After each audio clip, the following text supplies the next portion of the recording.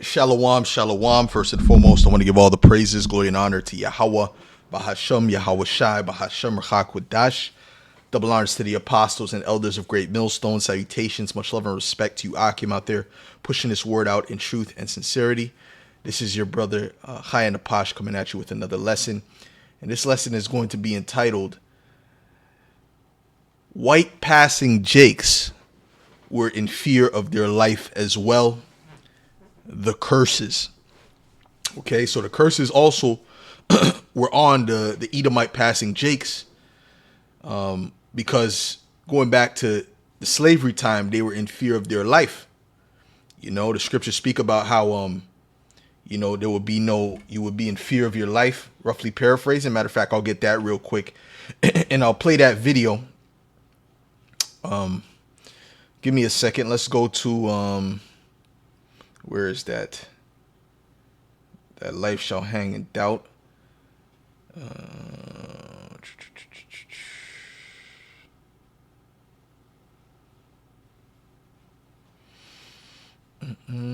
And among the nations I'll find no ease, feeling of the days. So let's go. This is Deuteronomy 28 and verse 65, and it reads, "And among these nations shalt thou find no ease, neither shall the sole of thy foot have rest. But Yahweh shall give thee there a trembling heart and failing of eyes and sorrow of mind." So, you had the Israelites that looked like, closer to Judah. They were catching hell, of course, on the highest level. But you also had those that looked like, those that looked like Judah, those that looked like Gad, those that looked like, indigenous Lat tribes. They were catching hell on the highest level. But you had Jakes that passed as Edomites that were living in fear of their life, that people would find out that they were actually Edomites. This is why you have a lot of people who look like so-called white people, but they just don't know that their ancestry goes back to Jake, because that was hidden for generations. Because if they found out, they would string you up just like any other Jake. Okay. It said, and matter of fact, let me read that again. It says, "And among these nations shalt thou find no ease, neither shall the sole of thy foot have rest. But Yahweh shall give thee there a trembling heart and failing of eyes and sorrow of mind." You have to remember that just because they look like those nations, their spirit is different than those nations. Okay, their spirit is different than, especially the so-called white man. He has the opposite spirit of Israelites. So you're not at ease when you're around Esau. It's a very awkward experience, a very uncomfortable experience, because Esau and you are very much different, and it's uncomfortable for Esau too, because Esau is, the opposite of us, right? It says, "And thy life shall hang in doubt before thee." Slacky, let me fix this. Okay, "And thy life shall hang in doubt before thee, and thou shalt fear day and night, and shalt have none assurance of thy life." And there was a movie on this. I can't remember the name of the movie, but there was a movie where a woman was passing as white, but she wasn't. She was really a Jake woman, and she was passing as white. And her secret was basically about to be revealed, and she was just in complete fear. She had an Edomite husband. She was just so nervous that her secret would come out, that she was a Jake. And you could see that movie was very suspenseful, because, hey, if they found she was a Jake, they would treat her just like any other Jake and string her up. Okay. Esau, especially back then, Esau didn't look so much at how you look. He's trying to look to see what your lineage was. Although these Edomites don't really they didn't understand lineage fully, because they're children of fools, children of base men. So they said, if your mother was black, if they looked at you as black. Esau would enslave his own children that came from his own loins, because their mother was of another nation. Right? So that's folly, but Esau that's how he determined lineage. Lineage is only determined through the father in reality. Okay, hold on. Let's go to this just to prove what I just said. Lineage is only proven is only accounted through the Father. Okay, this is Numbers 1:18. It says, "And they assembled all the congregation together on the first day of the second month, and they declared their pedigrees after their families by the house of their fathers." So that's how you declare your pedigree. That's how you declare your lineages, through the house of your fathers. And people understood that in the ancient world. The other nations understood that in the ancient world. Okay, Esau came with a new way. It says, according to the number of the names of from 20 years old and upward by their polls. So so that's the point. Okay, that's how you determine who you are, is through your forefather.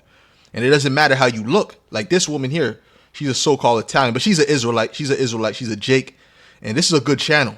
Okay, as a matter of fact, if anyone could get in contact with the Elder Malcolm, this is a good channel. This is a perfect channel for him. He will love this channel, guaranteed. I've been subscribed to her for a while. She makes good videos on, the falseness of whiteness, of like, how a lot of Italians and other people were classified as white, and the different methods they used and so on and so forth. I'm telling you, this is Elder Malcolm would crush this, do a lot better job than I would with this channel. But basically, I'm gonna play this video. Okay, she's going into something dealing with white passing. This is an enslaved woman named Fanny, and she escapes her Alabama slave owner. And so she's described in her runaway slave poster as, quote, as white as most white women, with straight light hair and blue eyes. He says that she can pass for white. She's practically indistinguishable physically from a white woman, and yet she's considered black and she's enslaved. So what separates her from white women? As Mark Twain puts it, quote, a fiction of law and custom. This is an enslaved woman named Fanny, and she escapes her Alabama slave owner. And so she's described in her runaway slave poster as, quote, as white as most white women, with straight light hair and blue eyes. He says that she can pass for white. She's practically indistinguishable physically from a white woman, and yet she's considered black and she's enslaved. So what separates her from white women? As Mark Twain puts it, quote, a fiction of law and custom. This is a fiction of law and custom. But then again, she's not. If her father is a so-called black man, that actually does make her so-called black. Okay? So there's a lot of falsehoods that even she doesn't understand, and these people that study these things don't understand. But ultimately, she goes into these different things, as you can see here in her channel, these different things dealing with bloodline and blackness, how measuring blackness changed American history. She goes into these different things, how science proved you were black, and I have to go into this. It had something to do with your finger, how your fingers look, So she was going into different things, dealing with American history and the white passing people and so on and so forth. But the point of the matter is, there's even one video she had showing that if you had 1/32 of black DNA in you, you were considered black, which is complete madness. Complete madness. All right. The who you are is determined by the seed. Okay, by the seed which is through your fathers. This is 2 Kings 17:19. It says, also Judah kept not the commandments of Yahweh, their power, but walked in the statutes of Israel which they made. And Yahweh rejected all the seed of Israel. The seed of Israel. So he wasn't dealing with the mother's children from a heathen. No, he was dealing with the seed of Israel. Only the man carries the seed. It says, and afflicted them and delivered them into the hand of spoilers, which were these other nations, until he had cast them out of his sight. And guess what? No matter how they looked, at the end of the day, those curses followed. Okay, especially back then when things were hot and heavy, the curses were heavy, man. You know, there wasn't no joke down south. You know, hey, just because you pass as white, that don't make you white. They didn't look at Italians as white. You know, she goes into that a lot. They didn't look at Italians as white. They looked at them as pretty much Jake. They were hanging Italians down south too. Okay, they didn't look at the Irish as white. There's a lot of people that didn't get that white card, man. So called that white card, right? Which really they're Edomites. Okay, but they understood because they looked into the history. They looked into who these people are, how they, how they behave. They don't behave like white people. They don't behave like us, right? So that's how they would determine. So there's a lot of falsehoods, man, and a lot of you jakes are gonna be offended when you got Israelites that pop up looking like this, joining the camps, man. You know, believing on Yahweh Shem Yahweh Shai and calling upon the names, man. You know, we got one Italian dude that actually, I think he's Greek, actually. He's either Italian or Greek. But he passes by the camp and he's been coming by, for weeks. I'm not saying he's of the elect because it's rare to see anyone of the elect because people usually don't stick around too long.